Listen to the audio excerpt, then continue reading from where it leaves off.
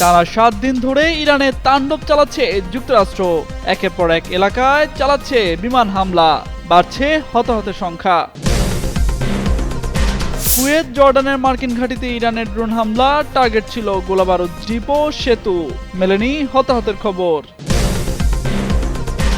ইরানের মিসাইল হামলার পর জর্ডানের অ্যাকশন শুরু, একে একে নামানো হয় 10 ক্ষেপণাস্ত্র।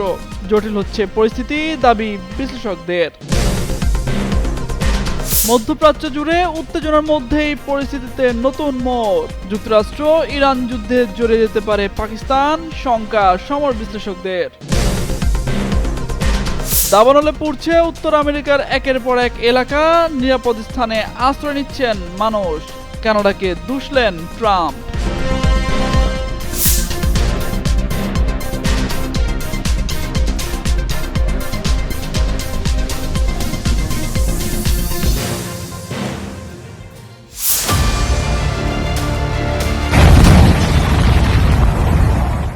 দিবাগত রাত নামতেই আবারও বিস্ফোরণের শব্দে কেঁপে ওঠে ইরানের আকাশ। বিভিন্ন স্থানে জ্বলে উঠছে আগুনের লেলিহান শিখা। একের পর এক বিস্ফোরণে রাত জুড়ে আতঙ্ক ছড়িয়ে পড়ে বিভিন্ন এলাকায়। টানা সপ্তম রাতের মতো যুক্তরাষ্ট্রের হামলায় নতুন করে উত্তপ্ত হয়ে ওঠে ইরানের ভূখণ্ড। তবে এবারও জবাব দিতে দেরি করেনি তেহরান। উপসাগরীয় অঞ্চলে যুক্তরাষ্ট্রের মিত্র দেশগুলোর দিকে ড্রোন ও ক্ষেপণাস্ত্র ছুড়ে পাল্টা বার্তা দিয়েছে তারা। শুক্রবার দিবাগত রাতে ইরানের বিভিন্ন স্থাপনায় নতুন করে হামলা চালায় যুক্তরাষ্ট্র। এতে দেশটির অবকাঠামো, সেতু ও যোগাযোগ ব্যবস্থা আবারও ক্ষতিগ্রস্ত হয়। ইরানের রাষ্ট্রীয় সংবাদ মাধ্যমের তথ্য অনুযায়ী হরমুজ প্রণালী ঘেঁষা উপসাগরীয় হরমুজগান প্রদেশে হামলায় ৩ জন নিহত এবং ৮ জন আহত হয়েছেন। 2টি সেতু ও একটি সড়ক টানেল ক্ষতিগ্রস্ত হয়েছে। এর আগে শুক্রবার দিনের শুরুতে দক্ষিণাঞ্চলের অন্তত 5টি সেতুতে হামলা হয়। বন্দরখামির এলাকায় সেতুতে হামলায় 7 জন নিহত হওয়ার খবর দিয়েছে ইরানি সংবাদ মাধ্যম। রেল স্টেশন ও পাকিস্তানি সীমান্তের কাছে ইরান শহরের একটি বিমানবন্দরও ক্ষতিগ্রস্ত হয়েছে। পাল্টা জবাবে বাহরাইন, কাতার ও কুয়েতে থাকা মার্কিন সামরিক স্থাপনাগুলো লক্ষ্য করে হামলার দাবি করেছে ইরান। একই সঙ্গে ভারত মহাসাগরের উত্তরে অবস্থানরত একটি মার্কিন জাহাজেও হামলার কথা জানিয়েছে তেহরান। কুয়েত জানিয়েছে ইরানের হামলায় একটি বিদ্যুৎ কেন্দ্র ও একটি পানি বিশুদ্ধকরণ কেন্দ্র ক্ষতিগ্রস্ত হয়েছে। পরে দেশটির সামরিক বাহিনী ড্রোন হামলা প্রতিহত করার কথা জানায়। এদিকে হরমুজ প্রণালীকে ঘিরেও উত্তেজনা বেড়েছে। নতুন করে সংঘাত শুরুর পর এই গুরুত্বপূর্ণ নৌপথ দিয়ে উপসাগরের দেশগুলোর জ্বালানি সরবরাহ কার্যত বন্ধ হয়ে গেছে। প্রণালীর কাছে একটি তেলবাহী ট্যাঙ্কের নিয়ন্ত্রণ নিয়েছে মার্কিন মেরিন সেনারা। অন্যদিকে ইরানি ইসলামিক বিপ্লবী গার্ড বাহিনী IRGC দাবি করেছে হরমুজের দক্ষিণে 2টি ট্যাঙ্কারে বিস্ফোরণ ঘটেছে। তবে যুক্তরাষ্ট্র এ দাবিকে অসত্য বলে উড়িয়ে দিয়েছে।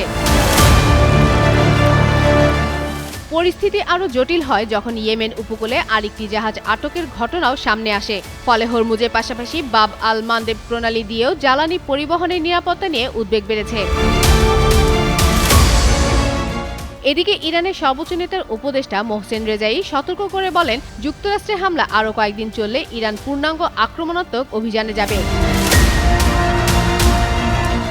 যুদ্ধবন্ধের জন্য সই হওয়া সমঝোতা ভেঙে গত সপ্তাহ থেকে পাল্টাপাল্টি হামলা শুরু করেছে ওয়াশিংটন ও তেহরান। এর ফলে দুই দেশের এই টানা পাল্টাপাল্টি হামলায় মধ্যপ্রাচ্য যেন পুনরায় সর্বাত্মক যুদ্ধের কিনারায় দাঁড়িয়ে আছে। ফাতেমা ফাতেহজান, যুগান্তর নিউজ।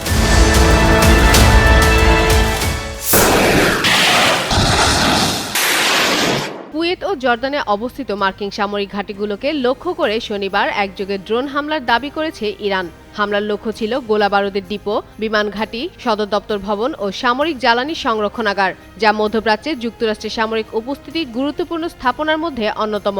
ইরানের আধা সরকারি সংবাদ সংস্থা তাসনিম নিউজের বরাদে কাতার ভিত্তিক সংবাদ মাধ্যম আল জাজিরা জানায়, দেশটির সামরিক বাহিনী কুয়েত ও জর্দানে অবস্থিত বেশ কয়েকটি মার্কিন সামরিক অবকাঠামো লক্ষ্য করে এই হামলা চালিয়েছে। তাসনিম নিউজের তথ্য মতে, কুয়েতের ক্যাম্প উদাইরির একটি গোলাবারুদের ডিপো, আল সালেম ঘাঁটি, সদর দপ্তর ভবন, আরেকটি গোলাবারুদের ডিপো এবং এসব স্থাপনার সঙ্গে সংযুক্তকারী সেতুগুলো হামলার লক্ষ্য ছিল। সুস্থ জীবন, সুন্দর পৃথিবী। এছাড়া জর্ডানের আল আজরাক বিমান ঘাঁটির সামরিক জ্বালানি ট্যাঙ্কেও ড্রোন হামলা চালানো হয়েছে বলে দাবি করা হয়েছে। তবে হামলায় কোনো ক্ষয়ক্ষতি বা হতাহতের ঘটনা ঘটেছে কিনা সে বিষয়ে তাৎক্ষণিকভাবে কোনো তথ্য জানানো হয়নি। যুক্তরাষ্ট্র এই বিষয়ে এখনো আনুষ্ঠানিক কোনো প্রতিক্রিয়া দেয়নি। এদিকে ইরানের সামরিক বাহিনী এক বিবৃতিতে বলেছে, কোনো শক্তি যদি ইরানি জাতির মনোবল পরীক্ষা করার চেষ্টা করে তবে তাকে দেশটির সশস্ত্র বাহিনীর ইস্পাত কঠিন জবাবের মুখোমুখি হতে হবে। যুক্তরাষ্ট্র ও ইরানের চলমান উত্তেজনার মধ্যে এই হামলার দাবি মধ্যপ্রাচ্যের নিরাপত্তা পরিস্থিতিকে যেন নতুন মাত্রায় যোগ করল বলে মনে করছেন বিশ্লেষকরা। ভোরের নীরবতা ভেঙে হঠাৎই আকাশে একের পর এক বিস্ফোরণ। জর্ডানের দিকে ধেয়ে আসছিল ইরানের ছোড়া অন্তত 10টি ক্ষেপণাস্ত্র। তবে লক্ষ্যবস্তুতে পৌঁছানোর আগেই সেগুলোকে আকাশেই ধ্বংস করে দেয় জর্ডানের অত্যাধুনিক আকাশ প্রতিরক্ষা ব্যবস্থা। শনিবার জর্ডানের সশস্ত্র বাহিনী জানায়, দেশের সার্বভৌমত্ব, আকাশসীমা এবং নাগরিকদের নিরাপত্তা নিশ্চিত করতেই এই প্রতিরোধ অভিযান চালানো হয়েছে। সামরিক বাহিনীর দাবি, ক্ষেপণাস্ত্রগুলো সফলভাবে ইন্টারসেপ্ট করা হয়েছে এবং এতে কোনো প্রাণহানি বা সম্পদের ক্ষয়ক্ষতি হয়নি। তবে বিপদ পুরোপুরি কাটেনি। দেশের বিভিন্ন এলাকায় ছড়িয়ে পড়া ক্ষেপণাস্ত্রের ধ্বংসাবশেষ নিরাপদে সরিয়ে নিতে রয়্যাল ইঞ্জিনিয়ারিং কোরের বিশেষ দল কাজ শুরু করেছে।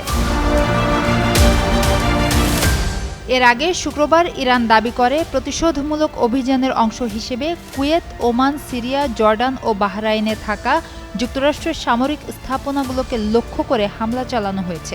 যদিও জর্ডান, কুয়েত, বাহরাইন এবং কাতার জানিয়েছে তারা এসব ক্ষেপণাস্ত্র ও ড্রোনের বেশিরভাগই প্রতিহত করতে সক্ষম হয়েছে। তবে কাতারে ধ্বংস হওয়া একটি ক্ষেপণাস্ত্রের ধ্বংসাবশেষ পড়ে এক শিশু আহত হওয়ার খবর পাওয়া গেছে। বিশ্লেষকদের মতে, মধ্যপ্রাচ্যে চলমান উত্তেজনার মধ্যেই নতুন এই ক্ষেপণাস্ত্র প্রতিরোধের ঘটনা স্পষ্ট করে দিচ্ছে, অঞ্চল জুড়ে সংঘাত এখনও থামেনি, বরং পরিস্থিতি আরও জটিল হয়েছে। সুবর্ণা রহমান, যুগান্তর নিউজ। মধ্যপ্রাচ্যে আবারও বাড়ছে উত্তেজনা। ইয়েমেনের হুথিদের সৌদি আরবে হামলার পর নতুন করে জটিল সমীকরণের মুখে পড়েছে অঞ্চলটি। এই পরিস্থিতিতে যুক্তরাষ্ট্র ইরান সংঘাতে পাকিস্তানও জড়িয়ে পড়তে পারে এমন আশঙ্কা প্রকাশ করেছেন বিশ্লেষকরা। হুথিদের সাম্প্রতিক হামলার পর মধ্যপ্রাচ্যের নিরাপত্তা পরিস্থিতি নতুন মোড় নিয়েছে। বার্তা সংস্থা রয়টার্সের এক প্রতিবেদনে বলা হয়েছে, এই উত্তেজনা পাকিস্তানকে কঠিন কূটনৈতিক ও সামরিক সিদ্ধান্তের মুখে দাঁড় করাতে পারে। বিশ্লেষকদের মতে, ওয়াশিংটন ও তেহরানের মধ্যে মধ্যস্থতাকারী হিসেবে ভূমিকা রাখতে চাইলেও সৌদি আরবের সঙ্গে প্রতিরক্ষা চুক্তির কারণে ইসলামাবাদের অবস্থান এখন অনেক বেশি সংবেদনশীল। গত বছর সৌদি আরবের সঙ্গে পারস্পরিক প্রতিরক্ষা চুক্তি সই করে পাকিস্তান। সেই চুক্তির আওতায় বর্তমানে হাজার হাজার পাকিস্তানি সেনা এবং যুদ্ধবিমান স্কোয়াড্রন সৌদি আরবে মোতায়েন রয়েছে। ফলে সৌদি আরবের নিরাপত্তা হুমকির মুখে পড়লে পাকিস্তানের ওপরও চাপ বাড়তে পারে। প্রতিবেদনে বলা হয়, গত সোমবার হুথিদের নিয়ন্ত্রিত একটি বিমানবন্দরে সৌদি হামলার অভিযোগ তুলে পাল্টা ক্ষেপণাস্ত্র ছোড়ে হুথিরা। এতে 4 বছর ধরে কার্যকর থাকা যুদ্ধবিরতি লঙ্ঘিত হলেও সংঘাত এখনও সীমিত পর্যায়ে রয়েছে। তবে পাকিস্তানের এক জ্যেষ্ঠ কর্মকর্তা রয়টার্সকে বলেছেন, ইসলামাবাদের শীর্ষ নেতৃত্ব ইরানকে স্পষ্টভাবে জানিয়েছে, সৌদি আরবের ওপর হামলাকে পাকিস্তানের ওপর হামলা হিসেবে বিবেচনা করা হবে এবং এটি তাদের জন্য রেড লাইন। নিরাপত্তা বিশ্লেষক মোহাম্মদ আমির রানা বলেন, পরিস্থিতি এত দ্রুত উত্তপ্ত হবে তা পাকিস্তান আগে থেকে ধারণা করতে পারেনি। অন্যদিকে পাকিস্তানের 2 কর্মকর্তা জানিয়েছেন, ইয়েমেন সীমান্ত সংলগ্ন সৌদি এলাকায় মোতায়েন পাকিস্তানি সেনাদের নিরাপত্তা নিয়েও উদ্বেগ তৈরি হয়েছে। এদিকে সংঘাত বাড়লে লোহিত সাগরের গুরুত্বপূর্ণ বাণিজ্য পথ এবং হরমুজ প্রণালীর নিরাপত্তা হুমকির মুখে পড়তে পারে। এতে জ্বালানি আমদানি নির্ভর পাকিস্তানের অর্থনীতিও বড় ধরনের চাপে পড়বে বলে মনে করছেন বিশ্লেষকরা। এমন পরিস্থিতিতে ইরানের অভ্যন্তরীণ রাজনৈতিক পরিবর্তনও নিবিড়ভাবে পর্যবেক্ষণ করছে ইসলামাবাদ। পাকিস্তানি কর্মকর্তাদের মতে, দেশটির বেসামরিক নেতৃত্ব এবং ইসলামিক রেভলিউশনারি গার্ড কর্পসের অবস্থানের মধ্যে পার্থক্য বাড়ছে, যা ভবিষ্যৎ সিদ্ধান্ত গ্রহণে প্রভাব ফেলতে পারে। এরই মধ্যে ইরানের একটি উচ্চ পর্যায়ের প্রতিনিধি দলের ইসলামাবাদ সফর পিছিয়ে যায়। পরে স্বরাষ্ট্রমন্ত্রী এসকান্দার মোমেনির নেতৃত্বে প্রতিনিধি দল নির্ধারিত সময়ের 2 দিন পর পাকিস্তানে পৌঁছায়। আলোচনায় যুক্তরাষ্ট্র ইরান সমঝোতা এবং আঞ্চলিক নিরাপত্তা পরিস্থিতি গুরুত্ব পায় বলে জানা গেছে। এদিকে পাকিস্তানের পররাষ্ট্র মন্ত্রণালয় সব পক্ষকে সর্বোচ্চ সংযম প্রদর্শন, সংলাপ এবং কূটনৈতিক সমাধানের আহ্বান জানিয়েছে। বিশ্লেষকদের মতে আঞ্চলিক প্রভাব বাড়াতে পাকিস্তান মধ্যস্থতার চেষ্টা চালিয়ে যাবে। তবে পরিস্থিতি আরও অবনতি হলে সৌদি আরবের সঙ্গে প্রতিরক্ষা চুক্তির কারণে ইসলামাবাদকে শেষ পর্যন্ত কঠিন সিদ্ধান্ত নিতেই হতে পারে। মধ্যপ্রাচ্যের এই সংকট কোন দিকে মোড় নেয় আর পাকিস্তান শেষ পর্যন্ত কি অবস্থান নেয় সেদিকেই এখন নজর আন্তর্জাতিক মহলের। উত্তর আমেরিকা জুড়ে দাবানল যেন প্রতি বছরই ভয়াবহ রূপ নিচ্ছে। হাজার হাজার একর বনভূমি পুড়ে ছাই হচ্ছে, ঘরবাড়ি ছেড়ে নিরাপদ আশ্রয়ে যেতে বাধ্য হচ্ছে এলাকাবাসীরা। আগুনের পাশাপাশি বিস্তীর্ণ এলাকায় ছড়িয়ে পড়ছে ঘন ধোঁয়া, যা সীমান্ত পেরিয়ে বাতাসকে দূষিত করে তুলছে। এবার সেই দাবানলের ধোঁয়াকে কেন্দ্র করেই নতুন করে উত্তেজনা তৈরি হয়েছে যুক্তরাষ্ট্র ও কানাডার মধ্যে। কানাডার দাবানলের ধোঁয়া যুক্তরাষ্ট্র জুড়ে ছড়িয়ে পড়ার জন্য দেশটিকে দায়ী করছেন মার্কিন প্রেসিডেন্ট ডোনাল্ড ট্রাম্প।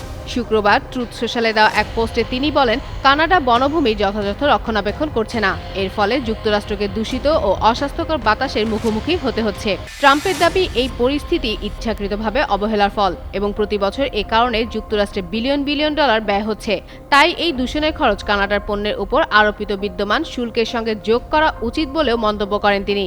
একই সঙ্গে কানাডার প্রধানমন্ত্রী মার্ক কার্নির সঙ্গে কথা বলে এই বিষয়ে তার সরকারের পরিকল্পনা জানতে চান ট্রাম্প। তবে কানাডার জরুরি ব্যবস্থাপনা মন্ত্রী এলেনর ওলসেভস্কি জানান, 2020 সাল থেকে বন সংরক্ষণ ও দাবানল প্রতিরোধে 1200 কোটি কানাডীয় ডলার বিনিয়োগ করেছে তাদের সরকার। জলবায়ু বিশেষজ্ঞদের মতে, বৈশ্বিক উষ্ণতা বৃদ্ধির কারণে বন আরও শুষ্ক হয়ে পড়েছে, ফলে দাবানলের ঝুঁকিও বাড়ছে। চলতি বছর শুধু অন্টারিওতে প্রায় 6,50,000 একর বনভূমি পুড়ে গেছে এবং হাজারো মানুষকে নিরাপদ স্থানে সরিয়ে নেওয়া হয়েছে।